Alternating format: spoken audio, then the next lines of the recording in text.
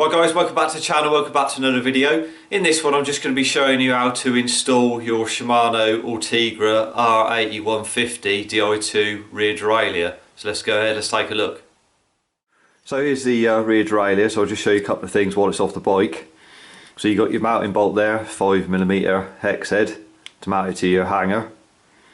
This piece is removable here if yours is a direct mount setup.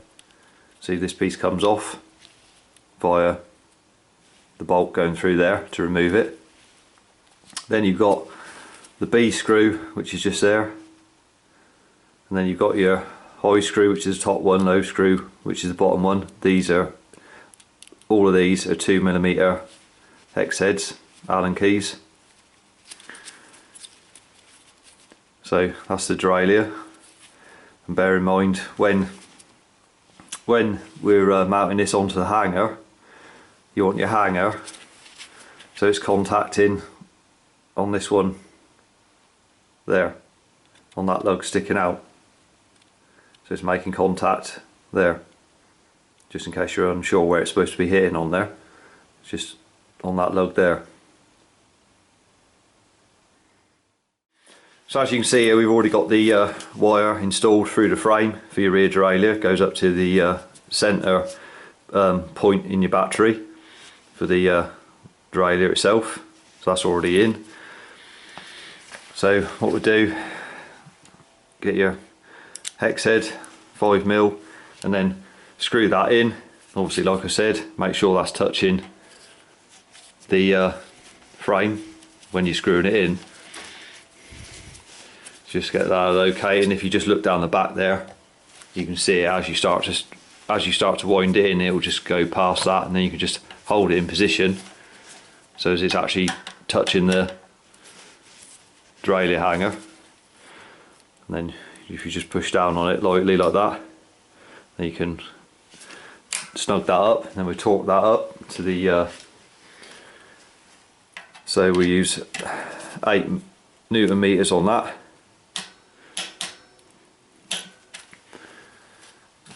So that's the derailleur on there for the moment. So obviously you've got your wire like that to plug in, just goes in the hole at the back. So we get the tool and just connect that up. Then you'd have your rubber grommet over your wire, so when you plug that in you can push your rubber grommet down to cover that and keep the water out.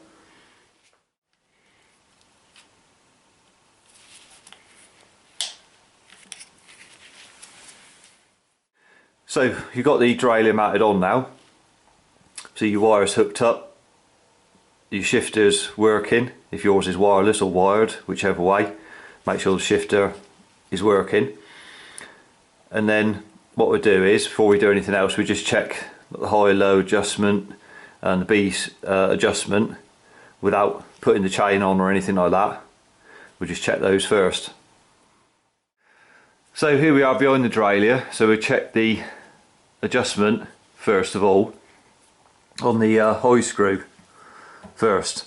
So what you want to do is, if you just push down on the derailleur, so push down like that until it hits the stop, and then what you're looking for is when you're behind it, if you just look at the guide wheel here, which is the top one, you're looking for it to be in line right underneath the 11 tooth, smallest at the back. So you're looking for that to be in line like that there. So if yours isn't in line underneath, then all you do is go to your high screw, which is the top one, 2mm there, and then you can turn it whichever way. So if you turn it clockwise, it moves the guide wheel effectively towards the wheel, and anti-clockwise moves it back over to your chainstay. So you can just adjust that whichever way you need to go on yours to make sure it's directly underneath the 11 tooth. And then what we'll do is we'll shift the derailleur over so we're underneath the largest on the rear, if you've got 30 or 34, whatever you've got on the back. So we'll do that. So what we've done now is just shifted across, so we're underneath the, for instance this is a 30 tooth on the rear, so we're directly underneath it. So all you do again is push down on your cage like that so it hits the stop, and then just have a look and see if that needs adjusting. So if you want to adjust it to get yours directly underneath it, you just do the opposite. So it's the low screw, and you just adjust that again until yours is underneath that cog. So turn it whichever way you need to get yours underneath it. See, if you go clockwise, it's moving it towards your chainstay effectively, and then anti-clockwise is moving it towards the spokes. So you just tweak that until yours is underneath, and then what we do is we check the B screw gap here. So the derailleur is still shifted across to the largest sprocket at the rear. So what you do then is check, see your gap here between the guide wheel and the teeth on the largest sprocket there. So to set that, you can use a tool, the Shimano tool, like that. So that just rests on there in that gap, and then you just line it up obviously with your corresponding marks, 28, 30 and 32, 34 sorry, on there, tooth. So you just put that in there like that, then you can line that up. So to adjust that gap, and what I'm doing is I'm holding this derailleur down like that, so as the B screw is making contact with that in there, just in this gap here, like that. If it's not making contact, obviously it's replicating the chain being on there and pulling it down like that. So where it'd be, obviously, when you're riding, doesn't matter where this cage is here, that gap stays the same like that. So to set that, you just want to check it, see, before we put the chain on, so you just get that like that. And then if yours need adjusting, you can adjust it like that with your B screw. Just turn it like so, just wind it in or out. Obviously if you wind it in, it's pushing in here, it's going to make the gap here bigger. So anti-clockwise is making the gap smaller, clockwise just make it slightly bigger here. So just use your gauge on there. If you haven't got a gauge, then the gap here between that guide wheel and the largest there, if it's a 30 tooth like this is, then that gap's 14 millimeters, 14. And then if it was say a 34 tooth on here, it'd be 6 millimeters that gap. So if you haven't got a gauge, you can just set that up to 14 or 6 millimeter, depending which cassette you got. Just measure that gap in there. Like I said, with it holding down like that, as it would be with the chain on, to set that gap. So as you can see now, we fitted the chain on there. So when you fitted the chain, you want to shift the derailleur to the 5th sprocket there from the top. So shift whichever way. It doesn't matter if the gears aren't perfect at the moment, because what we need to do now is shift it to the 5th one like that, and it's on the inner chainring at the front, just to set up the fine adjustment. So when you're shifting to that position there, it doesn't matter if some of the gears are out of line and they're not shifting perfectly, because that's what you got to do now. So just shift to the 5th one to do this, and then what you got on your derailleur with the go to the button on the rear derailleur, and then to put it in adjustment mode, you just want to press and hold that function button for 2 to 5 seconds, and then the LED goes from blue to yellow. So yellow means that it's in adjustment mode, so you can do the fine adjustment using the rear shifter for your fine adjustment. So when that's obviously in yellow, then you can go ahead and then go up to your shifter to adjust it So the reason it's on that, the fifth one there, is obviously it's a straight chain line then to the inner chainring at the front to make the adjustment. So we'll just get that into, so it's yellow, and then we can use the shifter. Obviously you've got so many steps left and right with the shifter, as you would be shifting down and up the rear cassette. It works the same way, except the fine adjustments are just going down and up as your shifter would be if you were shifting down and up. So one way's left, one way's right, effectively, as it would be when you're shifting. So you've just got 18 steps, fine adjustment steps this way, and 18 the opposite way. So you've got 37 in total to fine adjustment.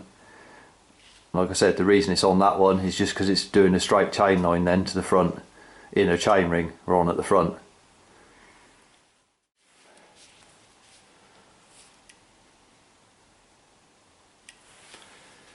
So you just hold that, it's lit up blue, the yellow there, you can see the light on there.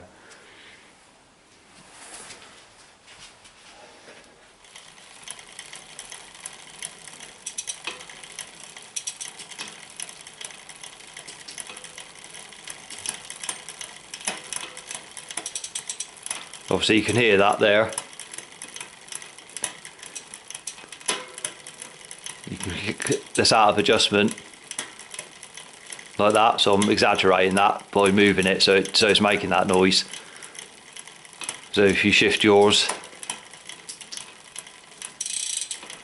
left or right, obviously if you the bigger paddle is obviously moving it down this way towards the 11 effectively in those small increments, and then the small buttons moving it back up.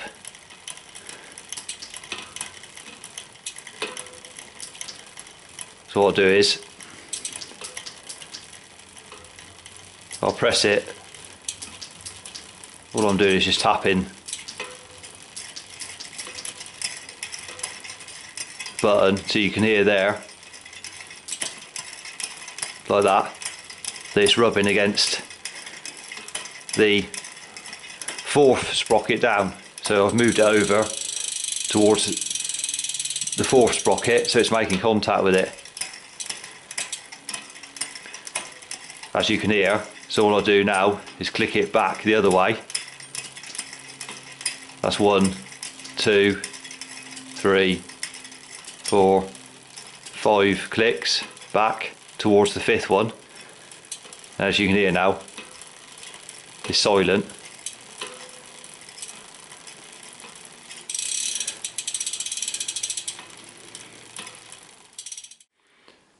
So once you're happy with that, on the fifth sprocket in, you see the yellow light still lit up there, you can see it shining on there.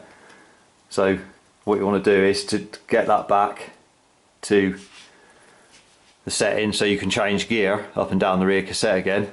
All you want to do is go to that button and then just hold it for about half a second roughly until it the LED will light up or flash blue to indicate obviously the current shifting status of it.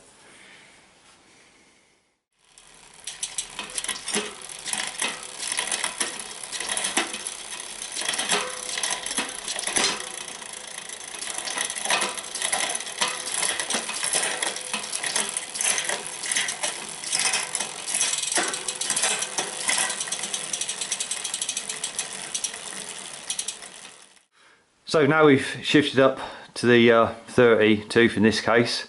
What you want to do now is where you see your high and low adjustment screws here, what you want to do is when it's on the largest like that is just check, you'll see the low screw going through here and it's just making contact just there. So just check that is actually touching in there. It should be, but just double check that. And then once you've done that, what we'll do is shift down to the 11 tooth and we'll check the high screw.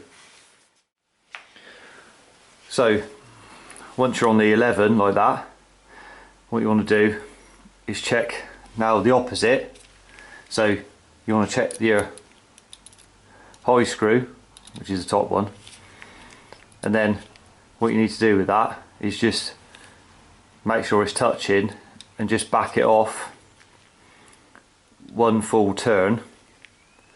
So if you back that off one full turn there, and that just allows for the, so anti-clockwise, that just allows for the overstroke on the derailleur. So we have the installation of the derailleur complete. So always remember, at any time if you're not happy with any of the adjustments of the gears in between, then you can always go to your function button and then put it back in to adjustment mode and fine adjust any of them if you're not happy with anything. At any time you can just do that, and always remember, try and start off with make sure your battery's got plenty of charge in it before you're doing any of this, just to eliminate any problems with the battery running out halfway through when you're trying to do something. So I hope you found the video helpful. If you did, remember to give it a thumbs up, subscribe to the channel for more cycle related content. Till next one, ride safe and I'll see you then.